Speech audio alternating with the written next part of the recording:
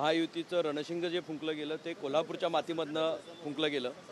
महायुतीची पहिली सभा जी झाली ती कोल्हापूरला झाली आणि आई अंबाबाईचा आशीर्वाद घेऊन संपूर्ण महाराष्ट्राला गवसणी घालण्याचा जो निर्णय सर्व या ठिकाणी नेते मंडळींनी घेतला त्याला यशापर्यंत आणि शिखरापर्यंत नेण्याचं काम महाराष्ट्राच्या सर्वसामान्य जनतेनं केलं आणि आज हा आनंदाचा क्षण आहे।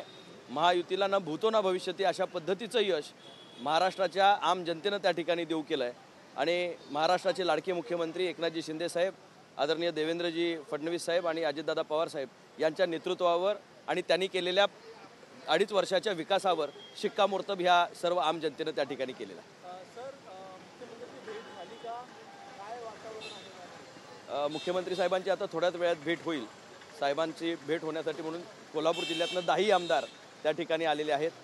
100% स्ट्राईक रेट कोल्हापूर जिल्ह्यानं दिलेला आहे आणि 10च्या 10 आमदार सन्माननीय मुख्यमंत्री साहेबांच्या भेटीला आज या ठिकाणी आलेले आहेत। कोण आमदार आहेत काय नाही सांगाल? सर्वच जिल्ह्यातले 10च्या 10 आमदार हे महायुतीचे असल्यामुळे साहेबांनी दिलेली ताकद, महायुतीची असणारी सर्व कामं, त्यांचे ऋण व्यक्त करणं आणि आभार व्यक्त करणं याच्यासाठी म्हणून सर्व आमदार साहेबांच्या भेटीसाठी आले। सरकार स्थापनेच्या हालचाली सुरू झालेल्या आहेत, काय वाटतंय? मुख्यमंत्रीपद, किती मंत्रीपद, काय इच्छा काय आहे?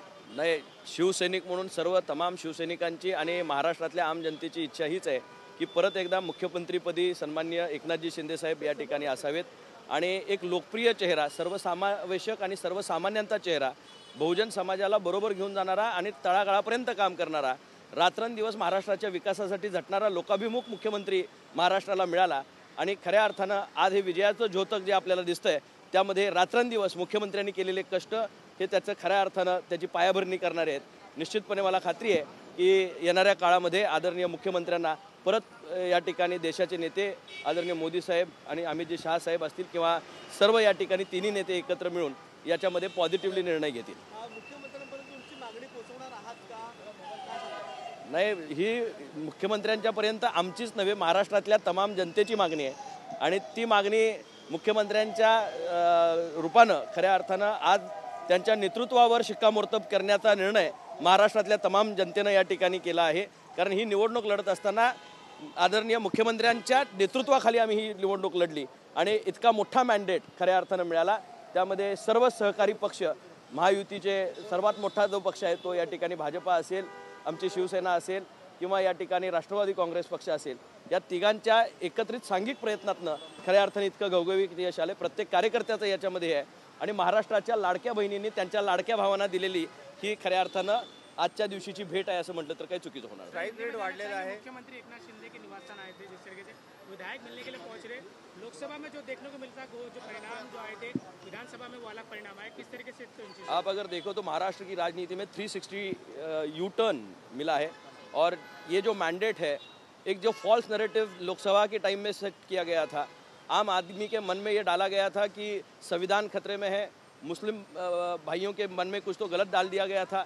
ये सारे फेक नैरेटिव्स इस विधानसभा इलेक्शन में फेल हो गए हैं और इस बार सिर्फ विकास का मुद्दा लेके जो गवर्नमेंट आगे चल रही थी उसको और मजबूत बनाने का काम महाराष्ट्र की आम जनता ने किया है और फेक नैरेटिव को बाजू में डब्बे में डाल दिया और जो काम करने वाली सरकार है एकनाथ जी शिंदे साहब के नेतृत्व में वापस आगे दौड़ कर रही है।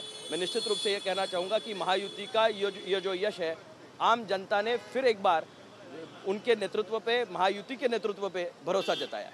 जिस तरीके से भारी बहुमत में महायुति विजय हुई है, मुख्यमंत्री का चेहरा कौन होगा, क्या आपकी राय है?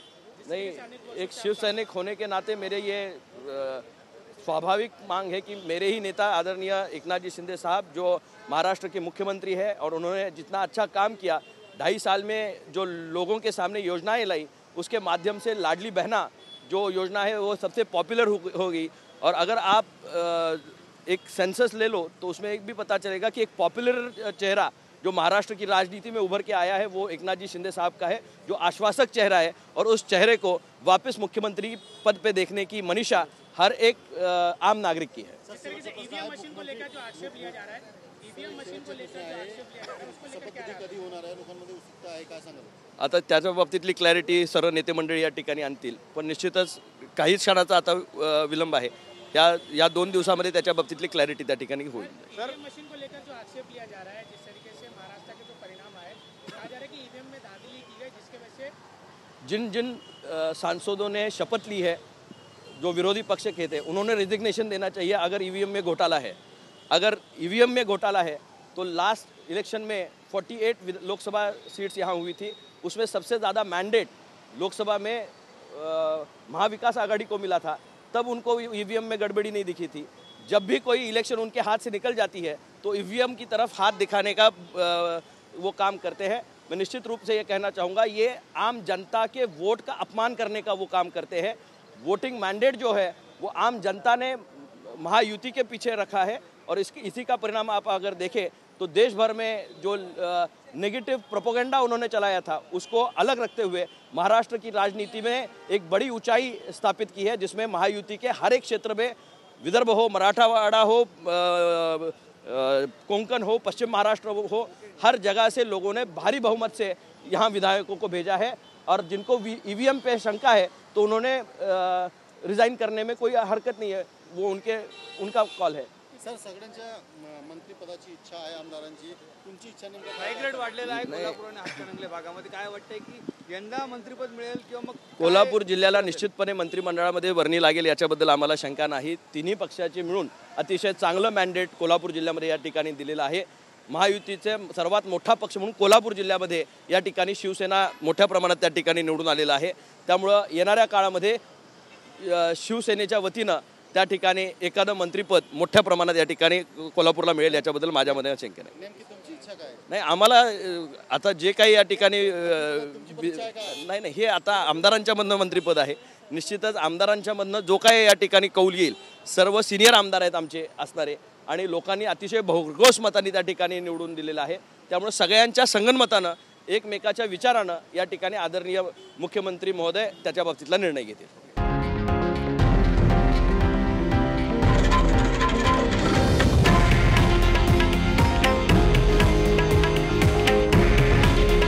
हे आहे देशातील नंबर 1 न्यूज नेटवर्क आणि आपण पाहत आहात TV9 मराठी। काळजी तुमची, हित महाराष्ट्राचं।